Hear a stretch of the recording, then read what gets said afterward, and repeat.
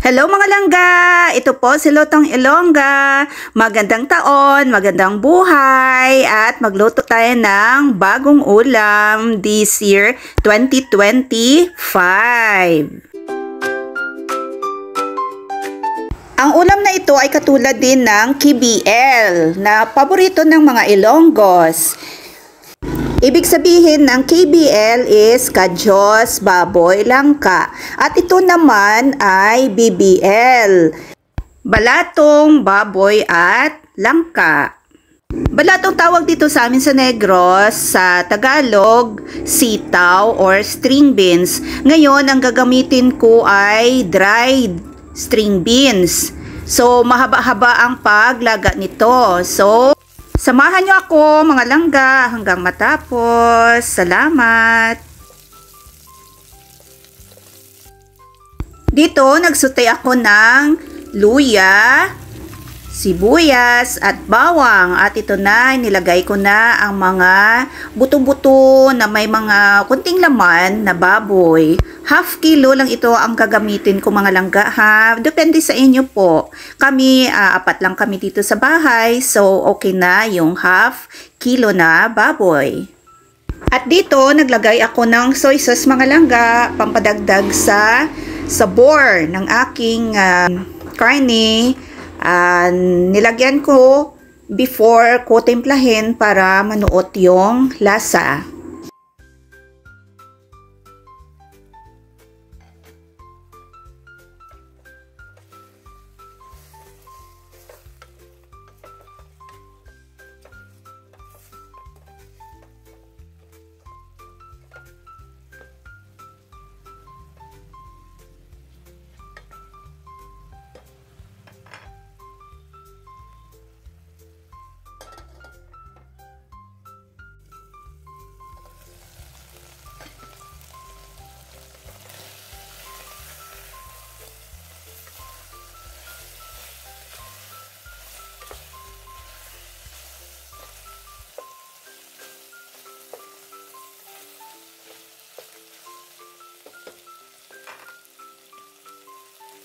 At ito na maglagay ako ng 1 cup na water, mga langga, para ilaga na natin yung ating karne.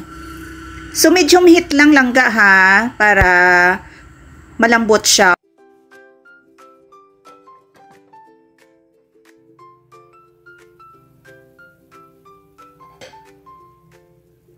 After 3 minutes mga langga, ito na ang aking dried string beans.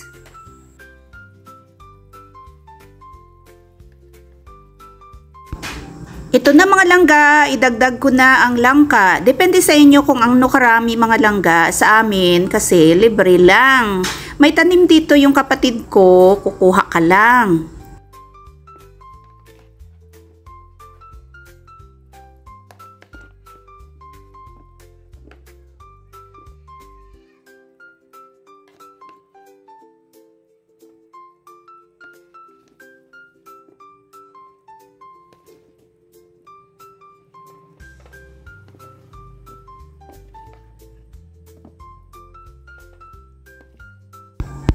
Pangdagdag aroma mga langga, lemongrass.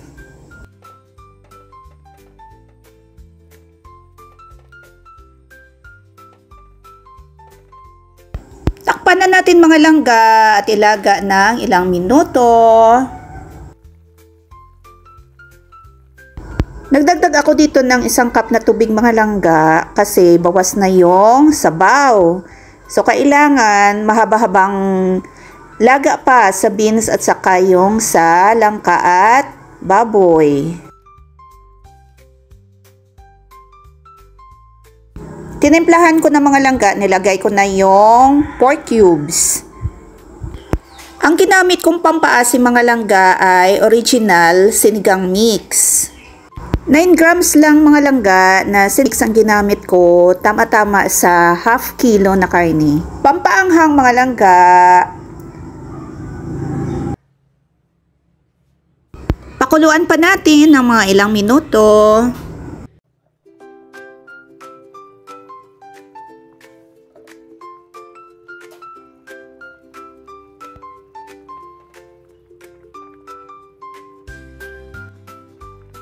panghuli mga langga, yung asin.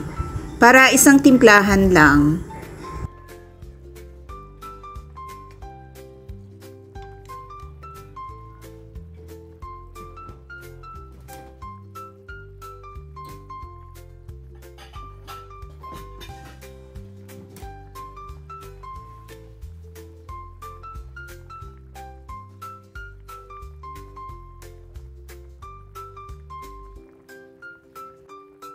Tikiman time na mga langga.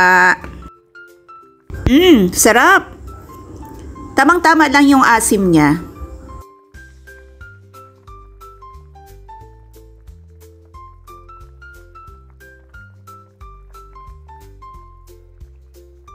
At naglagay ako dito ng dahon ng kamote mga langga. Optional lang ito.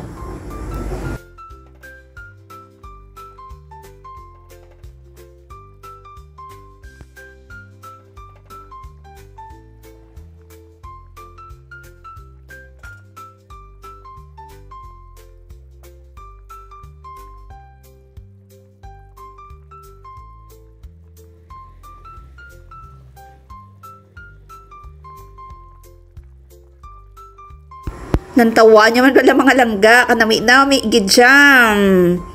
Nakakatakam. Daw mo ginikaroon akon kaon. Luto na po ang aking BBL. Maraming salamat sa panonood. Ito po si Lotong Ilongga, ang kusinera niyo sa kusina. Thank you so much. Hanggang sa muli. Bye-bye everyone. God is good all the time.